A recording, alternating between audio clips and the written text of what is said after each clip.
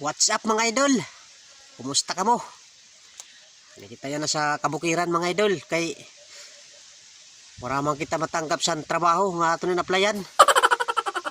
Yan na. Dini sini nga bukid. Tanggap kita. Sini mga idol. Nakita mga idol sa balik sini nga karaingnan. Man mga idol. Balik sa pag-uma. Di ba? Kasi itong mga idol na akong mga kinaingin sa pirakadlaw. Yan ako lahat kakanhe, kabalik. Yan na, nagkaingin naklat yan ng mga idol. Hindi naman lahat mga idol. Tuman, yang dito sa ubos, mga idol. Igbaw. So nga ito mga idol, karaing yun pa ito nga ito na akong mga idol.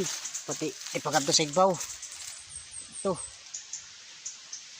Ini, sigurado kita mga idol. Tanggap kita sini mga idol na trabaho. Yun. Nag-apply ang mga idol sa trabaho. Alright, pag-ianhan lang mga idol kung ano na ako natapos. Siyempre, damo.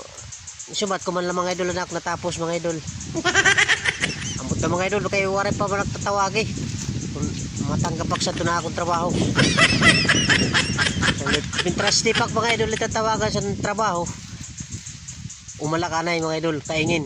Tanho. Eh baga mo pa may na mga idol ang panahon. Yun. Siyempre, umakita.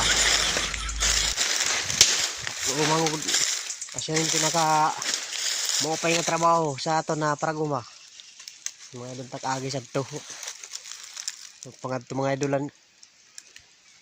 Kumpang karaing nun. Siya ni mga idol. Dila ka na ikay udto pa man.